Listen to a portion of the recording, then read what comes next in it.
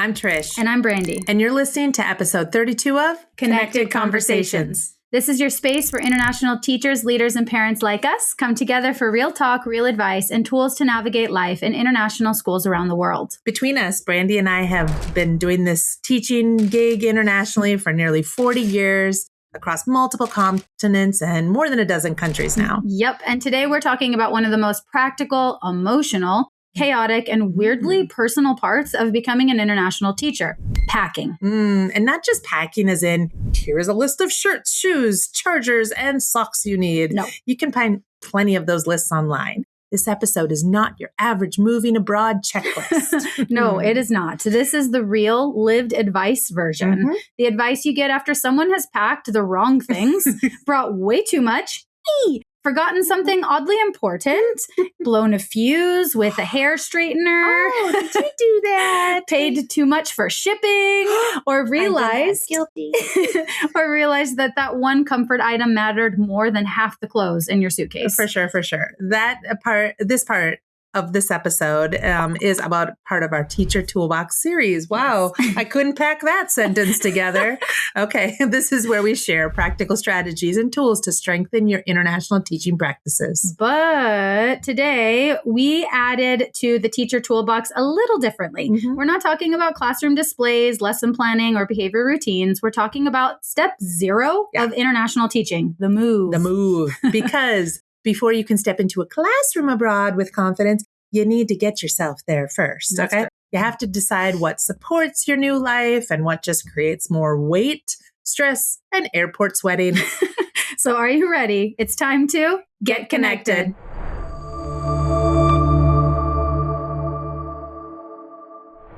Okay. Before we give any advice, we have to tattletale on ourselves just a little bit. Oh, yes. I feel like everyone has that first moving abroad packing story. Yes. Do you have one, Brandi? I sure do. Mine is ridiculous enough that it deserves a little spotlight. I like it.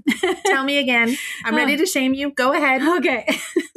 When I first moved abroad, my 25-year-old self truly believed that clothes were the most important thing that I could bring with me. Not documents, not the practical items, clothes. Don't worry, that feels very 25. Yeah. It's okay. I know. Yeah. Now I know. I packed 2 full suitcases. And when I say full, I mean I packed them to the brim. Clothes, shoes, jackets, dresses, outfits for every possible version of myself.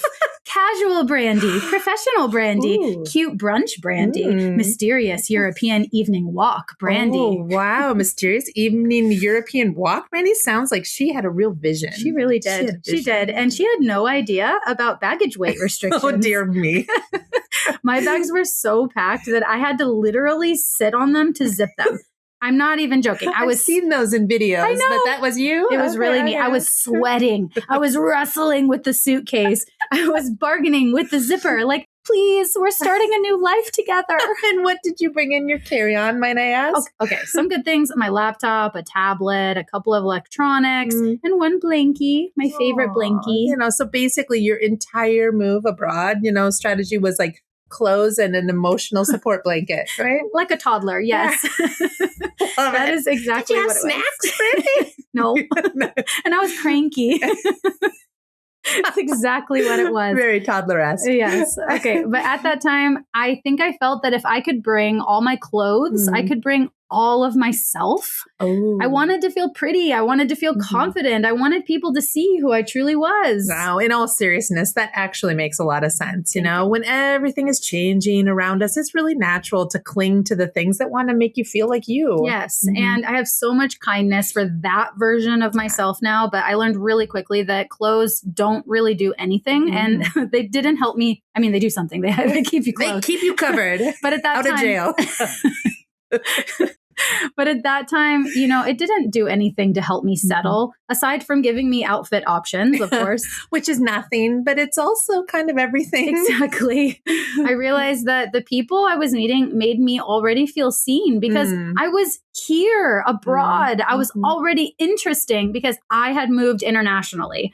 I did not need my clothes to make me interesting. I thought my style had to speak for me before I knew how to speak for myself in a new space. Wow. So if you're thinking about prioritizing every piece of your clothing, hair product, toiletry, accessory, and every version of yourself that might possibly need to appear in your new country, this might be the moment where you want to challenge that thinking. Completely. So this episode is not about making fun of ourselves for what we packed, although we are. That's fun. It's also about understanding why we packed those things, what we actually needed and what we would do differently now. And this is where I want to leave space for a little bit of my own first packing story. I think the first thing you may have already guessed about me after all these episodes, if you've watched any, is that I'm a wee bit of a rule follower. I like systems, but you might not know that I'm actually very cheap.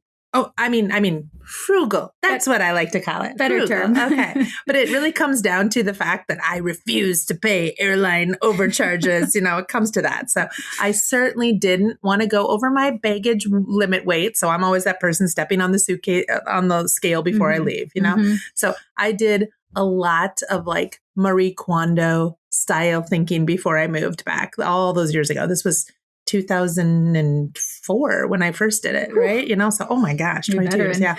Okay. So picking up each piece of my clothing and thinking, can I use this in 20 different ways? And will it bring me joy? Oh, wait. So you were able to do that kind of packing before Marie Kondo made an international best-selling book. Yeah, that's right. If I'd only known back then that there was money to be made and all of that thinking, oh, maybe I could have done that. Dang. You live and you learn, right? Live and learn. Oh, well. Man, these stories are so important. So while packing for you has always been quite logistical, for me, it was very emotional. Yeah. And picking up your own life and moving to an entirely new place, even within your own country, people who are doing that, it really requires you to imagine a snapshot of who you think you're going to be when you arrive there. Yes. And sometimes the suitcase is solving comfort. Sometimes it's solving identity. Sometimes it's just solving fear. Yeah. And sometimes it's just 27 dresses. Great film, As you can imagine, it's better to wear those 27 dresses in some countries rather than others. Ah, yes. 27 dresses, deeply unnecessary, but beautifully folded. Oh, yes. Okay. And fun movie, right? Yes. So let's move into one of the biggest decision points because this changes everything. To store or not to store? Yes. When moving abroad, whether it's your first move or your 10th move, you usually fall into one of two streams. Stream 1, you have storage back home, or stream 2, you don't. Yeah. And that sounds really simple, but it completely changes the emotional weight of your packing. I'm sure you get. It really does. If you have storage back home, you can leave things behind with the idea that you're going to get them later. Yeah. Home decor, old diaries, seasonal clothes, all those pieces of your life that you don't need to come with you immediately. Yeah, you have a place where your past life can sit quietly for a while. Right. And that was actually my situation when I first moved abroad. I packed all the clothes, like I said, but I also left behind these pieces of my life with the expectation that I would come back and get them during, those inter-year visits back home. I didn't need to make every decision that first time. Did you have a storage shed actually? Or I had a grandma's house. A grandma's house. She had a grandma's house. I had a storage shed. So I know what you're talking about here, right? And a lot of people move abroad with that mindset. But even if you do not have storage back home, that decision can feel really different then. There are people moving abroad knowing that there is no home base and those special items, they're not going to sit there safely. So I actually moved abroad after a relationship breakup all those years ago and selling a huge house. And it took nearly 2 years of me moving on those breaks that I went back home. After 3 months, I went back home. After 1 year. And I downsized my storage shed to get it to this little room. It took almost 2 years before I emptied out all the stuff I thought I needed in that Minnesota storage shed that was just taking up space. Yeah. And that shifts it just from a packing decision to an emotional decision. You're sitting with the choice of, is this worth spending the extra money to ship over? Or should I give this away? Or should I let it go? It's not, can I fit this? But rather, is this worth what it costs me to have it? So true. Is it worth the suitcase space, the stress, the shipping costs, the extra baggage fee, or the mental energy of carrying that stuff? Hey, that's a very rude question when you're holding your fourth pair of boots. Deeply true. Deeply rude, but sorry, necessary, Brandi. It can also help to ask yourself, do I need this because it helps me feel grounded and human and my own person with when everything else around me in this new place feels really unfamiliar. And feeling like my own person is such an important category. So- That is the category for the comfort items, routines, photos, identity anchors. What are those to you? It's not easy to decipher, but it's worth it. In future episodes, we'll go through like moving companies and pros and cons of moving our house abroad. But for now, we're just going to leave this section at that. Speaking of clothes, we've seen a lot of questions asked specifically about professional clothing for international schools. Our main advice here is to err on the side of modest professionalism. Yes. Although different cultures have very different expectations, international schools add another layer to that. The dress code is not always based on the country you're living in. No, international schools are their own little ecosystems, aren't they? Yeah. They're shaped by the owner, the director, leadership team, parent community, curriculum, school history, and sometimes the expectations of families from many different countries. Yeah, professional clothing expectations can be surprisingly different from school to school. Yeah, I've worked in some spaces where shorts and spaghetti strap tank tops would not cause any issue at all. My American teacher brain and Minnesota more conservative mother brain are screaming right now, Brandi. I have not worked in those places. I know. I mean, I secretly loved it, but another school across the street might expect the button-up shirts, trousers, covered shoulders, and a much more formal style. Yeah, so do not assume that the country tells you the school dress code. Right. Okay? Pack for the more professional version of yourself first. Definitely. If you always dress on the professional side, you're never going to be seen in some, unprofessional way, of course. So for women, that might mean covered shoulders, comfortable trousers or skirts, modest dresses. You can do the fingertip rule to make sure they're long enough, and layers. For men, casual button-ups, polos, and trousers that are not jeans. I actually have a really eye-opening story for this one. Okay. I had already taught in America for 4 years and 1.5 years in the Czech Republic when our family made the move to South Korea. Okay. I had a 2-week induction training in like a government program where I was going to be working in rural Korea. And so we didn't actually meet our rural schools and where we were going to be going until 2 weeks into the program. So I was in a 1-year post, or I was 1 year post giving birth baby. Yeah. So I was still on the bigger side, definitely wore the larger sizes. My shirts were cut a little low, a little bit maybe lower than this, on the second day of training, the New Zealand trainer pulled me aside and asked if I was aware that all the shirts I'd been wearing for 2 weeks, no, not second to last day of training, this was, if she told me that they were too low by local standards. And I was like, there might have been a little boob crack showing, if you know that. I know, sorry. I don't know how to describe it. That's what I call it. Okay. So I was really shocked and I was like really embarrassed. And, she explained to me that you need to cover up at least to the collarbone. So wow, up to here that's high. Is what I did. And I had to like rework a lot of my outfits and scarves that year. Oh my God. What about your ankle tattoo? Oh, and she told me that I had to cover my ankle tattoo. So I'm very used to that now. I have like a little like Band-Aid that I wear when I'm in Asia in my schools. Knowing the culture you're going into is paramount, right? Yep. And sometimes, especially when you're just packing up, you aren't even aware of those faux pas until they're spoken right to you. Oh my gosh. And I wouldn't have known if she hadn't. I'm so grateful that she had said something because I know I would have gotten the looks and I wouldn't have known what it was, So this was 19 years ago now, but in many countries, like tattoos, for example, they're not as prevalent in some countries, like we have them a lot in the West and like, just like the dress code, one small Band-Aid, like strategically placed over my ankle tattoo, like made it a non-conversation piece. But in Thailand, like I have one here too. I always wore capped sleeves to cover it. I didn't show my tattoos. Ooh, your experience has been quite different from mine, I will say. In Europe and Namibia, I had more piercings than I have now. And my tattoos as well were always accepted as part of my attire. However, I never went into an interview or even the first month of a new job showing these things off. I always kind of felt out what was acceptable or not. And in fact, I've even had a director who explicitly said that tattoos were fine, but not piercing. So sure, know the culture. You definitely need to do your research, but also keep in mind that these schools, they have these like little pockets that make their own rules, if that makes sense.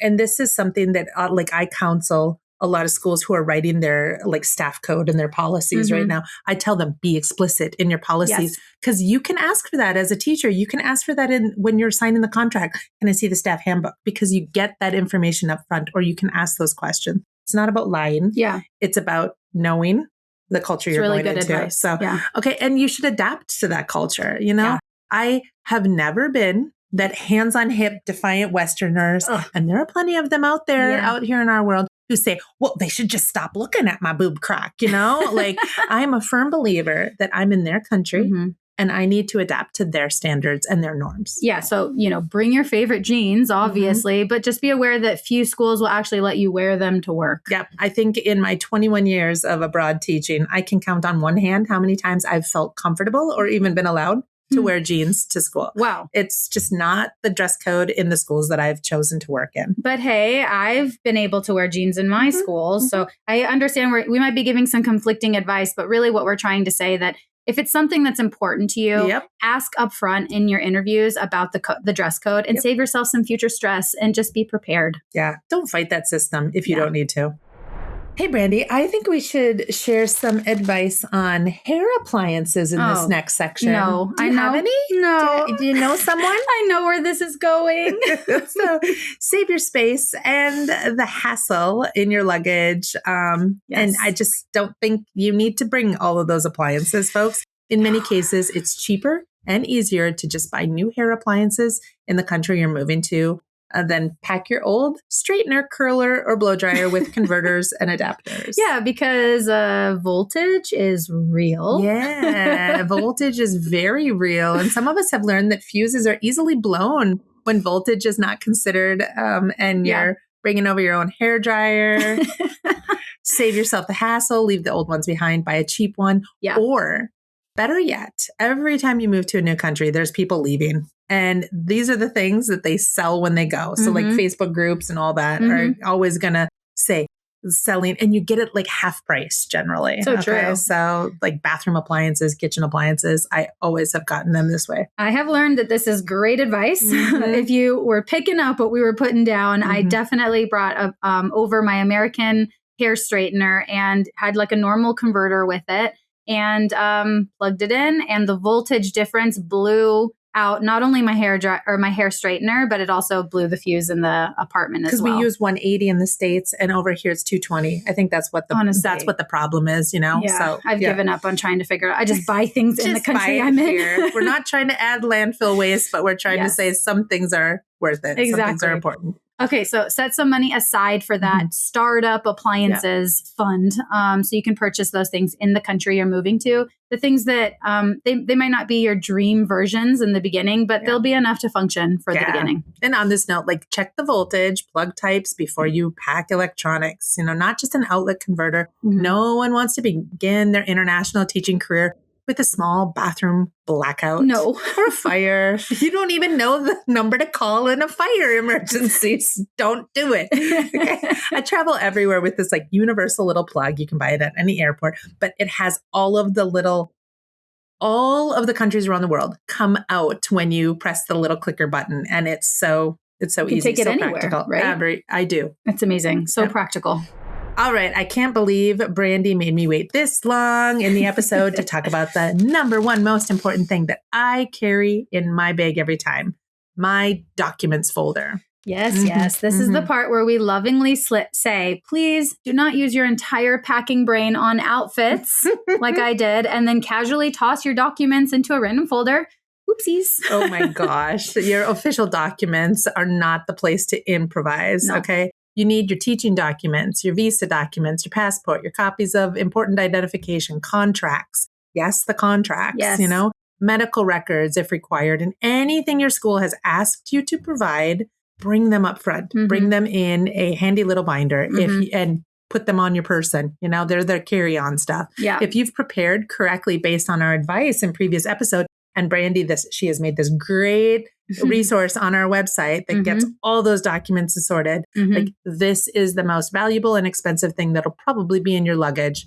So carry it with you. Definitely. And if you're not sure exactly what you need here, it's time for another perfectly placed resource plug. No converter needed. Love it. We have you covered, okay? We have prepared a checklist that helps you think through every major document that you may need when moving abroad as a teacher. As we say in our intro, we've lived in plenty of different countries, lots of different requirements, depending on schools you're working at. But if you follow the categories in our checklist, you will have a very strong starting point and a much better chance of having your bases covered. You can find all of that on our website at connectedglobal.org. And of course, we are linking it below for you. Yeah. So we'll share a nugget of advice for you here too. Organize the documents in multiple ways, right? You've got the physical originals with you in that great binder, the physical copies, the digital scans, and then hopefully you have them on the cloud somewhere in some sort of locked like folder that isn't, that the world can't AI and find, but something that's locked and secure. But if your laptop dies and that's the only place you've kept them and your phone disappears or is stolen, or your suitcase is delayed, you just can't be without those physical copies because sometimes at the airport, I've had to produce some of them. Yep. And like Trish said, keep those most essential documents in your carry-on, not your checked luggage. Yep. They're heavy. Yeah. They are a pain. I'm sorry, but they are your travel gold and the one thing you can't lose, so treat them with the respect they deserve. Okay, like we said, you can find plenty of checklists that tell you how many trousers to bring or how to make a casual wardrobe out of 3 items. But what those lists often miss is this. Bring something that helps you go inward, to help you disconnect and feel held. International teaching can be wonderful. It can be exciting, social, fast-paced, and full of opportunities.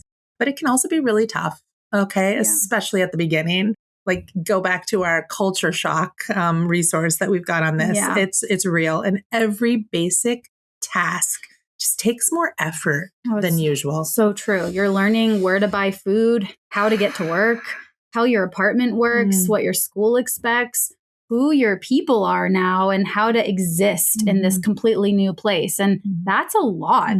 So you need something that helps you come back to yourself. Yeah. And something that really carries a piece of home that lives within your heart.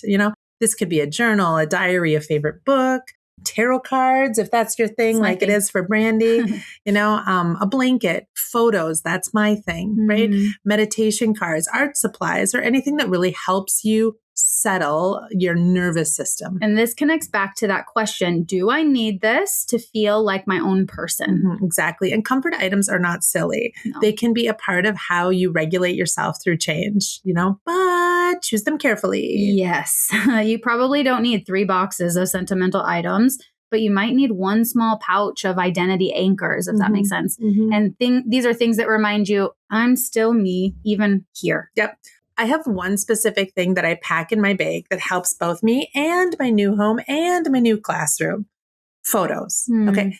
This is like before I leave a country, I go to the Photoshop, and I print off those 1-hour instant photos kind of thing. And I will make them usually 5x7 or a little bit bigger. Or sometimes I make them full size, like a regular sheet letter size. And sometimes I will laminate them, but sometimes I don't. Laminating is not great for the planet, but I put a simple black cardstock behind them. So now they look like they're in a frame. Ooh. They're my favorite photos. Ooh. And I bring sticky tack with me. So now I have one folder that has 20 of my favorite photos, family on it, places I've been, places I love. And now my classroom is decorated. My home is decorated. My son sees all family and it's up on the walls right away. I love that. It's really nice. You have a home right away. I have a home like within 24, 48 hours. That's incredible. I like that. Okay, let's take a moment of silence for the realization that fully furnished can mean very different things in different countries. Oh gosh, yes. Fully furnished might mean that there's a bed and a table, sure, but it might not mean that there's sheets, towels, pots and pans, maybe no pillows or anything that makes the space actually livable. Yeah, pillows are such a subjective thing in I know, other right? countries. Who really needs them? No, I know, but sometimes what they call a pillow is not what I would ever call a pillow anyway. Sure. So ask yourself what will be in the apartment, what can be bought nearby, what do you need for those first 24 hours to sleep at the place, and then what can wait, okay? After 8 countries of moving myself, with a child in tow generally, I have perfected now what I call the 2-suitcase move. Ding! Ding, ding, ding. And it really sets you up for those first few days of success. Let's be honest, when we move abroad, we're moving just a few days before the next contract starts. Oh God, yes. Most of the time, you'll have something like 48 to 72 hours to settle in before you're swept away in the induction week or program training. And in the evening, when you think you're going to be planning your house, you're actually going to be in team building events or tours of the city, right? Or invited out to dinners. Then you don't want to be rude and not take those, Of course. Or you're just sleeping off jet lag, my friends, Let's hold another moment of silence for your energy. This is why the 2-suitcase move items go beyond clothes. Okay. That is what I put in one of the suitcases. The other suitcase is the items. You want to transition into your new life with a sense of peace and calm when you get to your house. Right. My top items, and we'll link this below for you, are a frying pan. Yes, I travel with a frying pan.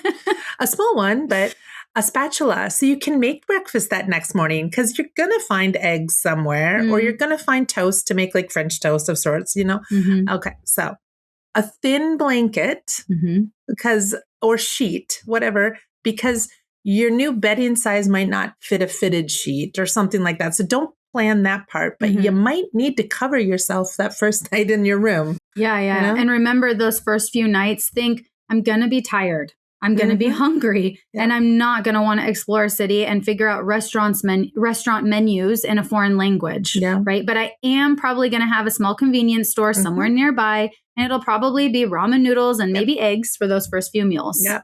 So, and if you have that pan, you can boil water for those ramen noodles. See how it all comes back together? You don't need a water kettle. You can boil water in the pan. Okay. Words of wisdom. Yeah. So taking our advice will ensure that you're starting the next new chapter with a full belly and a warm night's sleep. Now it's time for Brandi's Golden Tidbits. Here we go. I genuinely think that this is so useful. Google search this sentence before you move. I wish I had blank in country name as your nationality. Okay, wait. Let me try that again. Okay, stop talking this gibberish. Give us an example, Brandi. Okay, I know it's hard to spell this one out on a podcast. Okay, but let me walk you through it because it will be gold. So for example, you would type these words. I wish I had blank. You actually use an underline space to do the blank to create a literal blank space in the sentence. In Czech Republic as an American. Oh, that's clever. Okay, I see it now. Okay, so because it helps you find specific information from the people who have already moved there before you as whatever nationality you are. I'll say for myself as an American. And they've already realized what things were in the home country that are not in this country. So that could be things like food items, medicines, toiletries, clothing items, sometimes kitchen tools, comfort products, all of these. And this is changing all the time, just so you're aware. I used to always need Sour Patch Kids when I brought them back from the States, but they're here everywhere now. So, I mean, these are changing. But that is so much more useful than just a generic packing list that says, bring socks. Yeah, we know about the socks. Yeah, we do. Thank you, Internet. I was told when I moved to Korea, bring deodorant. This was 20 years ago, right? I brought 4 sticks of deodorant.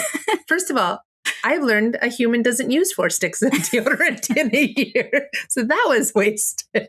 So really think about, is this really true or not? So might want to check your sources. But what you need is really the weirdly specific thing that people from your country often miss in that destination. Yeah. And if you see several people saying the same thing, that might be worth saving a little corner of your suitcase space. Not the whole extra bag, of course, but maybe the little corner. Yeah.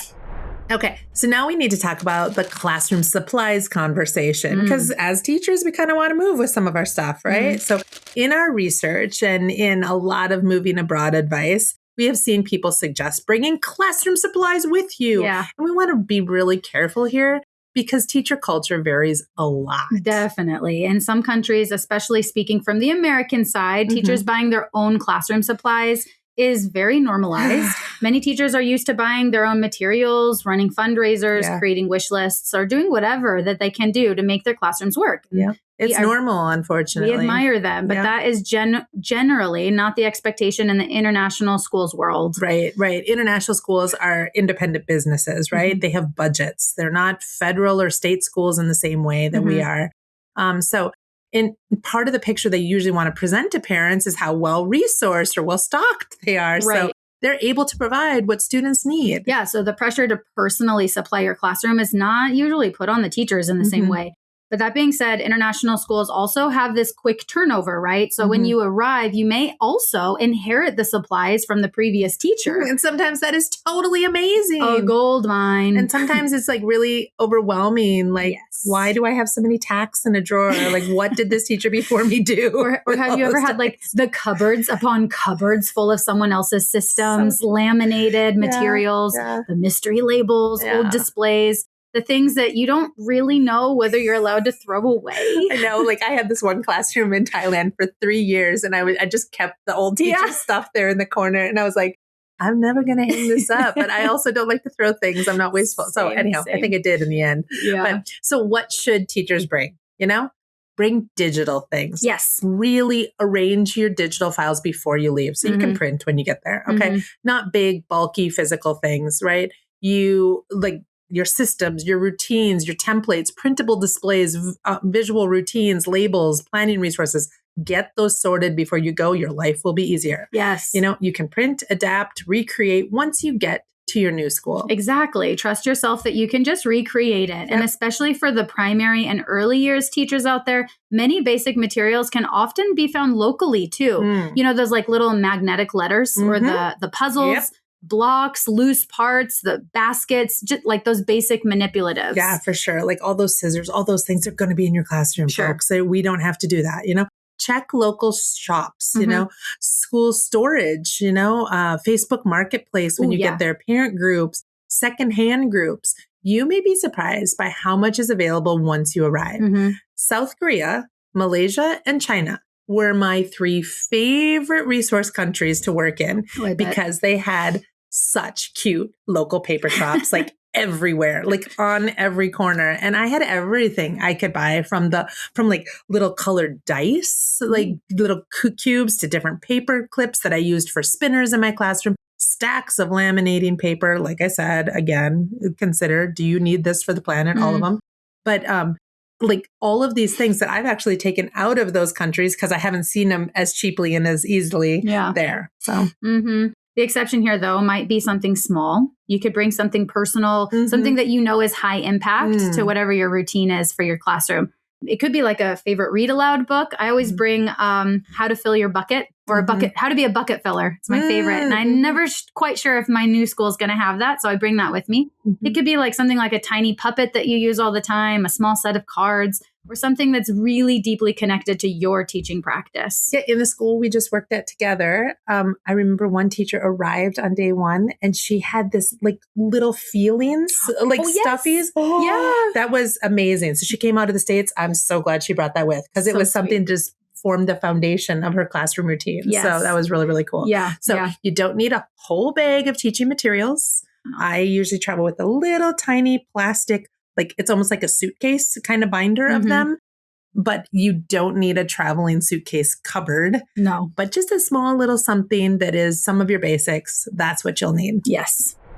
Okay, now let's shift the lens because moving abroad with a family changes a lot. Oh, it certainly does. When you're packing for yourself, you're thinking about work, comfort, clothes, and settling in. Yeah, but when you're packing for children, you're also thinking about the familiarity, the routines, transitions, emotions, toys, sleep, food, of course, and whatever's going to help them feel safe in the new environment. Yeah. So both of us have families and we have both traveled a lot with our children. Trisha has traveled to plenty of countries with her son in tow. And the one thing that we have learned is that, sure, kids love toys, but they also have incredible imaginations. Yeah. They don't need every toy they own to play well. Yeah, you can call me a mean mom, people. Okay, please don't. Please You're don't. so mean. Okay, I'm so mean. Okay, but we never really traveled with anything other than my son's favorite things that fit in his backpack. And I mean, in his backpack. That's a small little thing, right? Little one. Okay, usually Thomas the Tank Engine on his back. So he played with the wooden spoon that I packed, the frying pan that I packed, sticks, stones, pieces of paper, some of those classroom manipulatives that I said I had, like crayons, blankets, like the most random objects imaginable. And goodness knows, his favorite thing was always the cardboard boxes. For whatever we just moved into this new apartment, the cardboard boxes, you know, same for your cats, right, Brandi? Sure is. I actually have some really cute photos of my son in some cardboard boxes using them as like a little race car. Exactly. Oh yes. The race car. Okay. But does this mean that you should bring no toys? No, absolutely not. But it does mean that you should think about what gives your child a sense of home, comfort, and calm. Yeah. Not how do I recreate their entire bedroom in a suitcase? Yeah. Like maybe a favorite stuffed animal, a favorite blanket, a favorite puzzle, a comfort book, a bedtime item, or a small toy. Like one of the things we always did for my son, we always let him choose his new bed. That was the one purchase we made. In the UAE, he had a race car bed. Cool. And when we moved to another country, he had a Thomas the Tank Engine bed. So that was where we put our money in the first few days. And that was the moment for him. We didn't purchase on our stuff, but it was his stuff. And that was quite cool. So books are tricky to travel with because they're meaningful, but they're super heavy. Oh, yeah. You know, books also take up space really fast, too. One trick I've done when I've traveled with my son is to use YouTube as like a read aloud resource. They have tons of videos of famous people or non-famous people reading your favorite books. And you can use that as the visual part of a book and just put the video on mute. Then as the video is playing, I mean, it really shows like the entire page. Really? You as mom or dad can read the words and just have the video be the visual part of the read aloud. This tech generation. God, you learn so much from them. Brandi, what's my password again? So, this is a really nice temporary solution, especially while you're building that up, you know, and it might not be exactly the same as holding a physical book, but it can really help you maintain the routine until you can access those books through the school library, which is going to have a lot of books for you, the local bookshop, or swapping with other families who are coming and going. They will be there. Trust me. Yeah. Children often need the predictability more than they need a full collection of things. Yeah. Okay, so after all of that thinking, some people are still going to say to us, yes, that's lovely, but what should I actually pack? Okay, fair. But this is not about packing your whole life, as we've said. It's about packing the things that help you function, settle, and buy yourself time to figure out the rest. That's the key. You know, I think the biggest takeaway here is that packing is really, really about priorities, you know? And these priorities are going to change with experience and your family situation. So if you're preparing for your first international teaching move, be kind to yourself. You're probably going to overpack something. You're probably going to forget something. And you may look back and laugh at what felt essential. 6 months in, for sure you will. But you can also make thoughtful choices now that will reduce stress later. And if you're moving abroad again, this is your chance to really refine things, you know, not because you got it wrong before, but because every move teaches you something else about yourself. And that's the heart of our Teacher Toolbox episode today. Step 0 matters. That move matters. And the way you prepare yourself as a person shapes the way you arrive as a teacher. And for those of you out there still asking, but where's my packing list?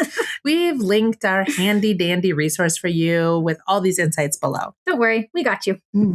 So before we thank you for spending your precious time with us today, we want to give you a little connected update. That's right. As we approach the end of our school year ourselves and look forward to our own summer family rest time to recharge, Trisha and I will be taking a summer podcasting break, and we will be back with you in the fall with new episodes. That's right. We hope you spend your end of the year like reflecting, being excited for the new challenges ahead, and recharging, you know? And you can do that by heading over to our website to get you started, connectedglobal.org. Over there, you'll find downloads, guides, checklists, extra tools, and templates to support your international teaching journey, your move abroad, and your life in the international schools world.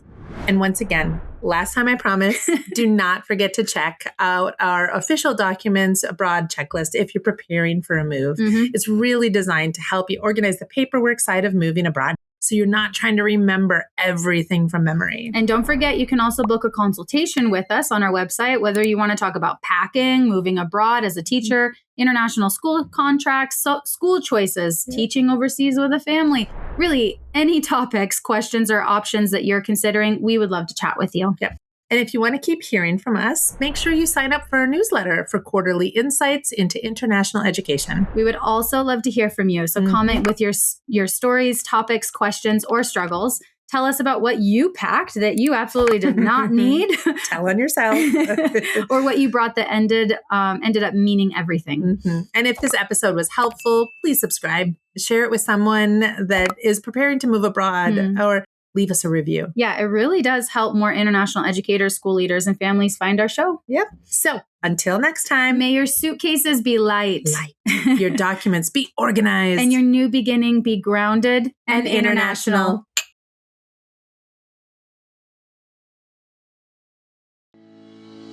Maybe I'm just gonna take a shot from when we're talking.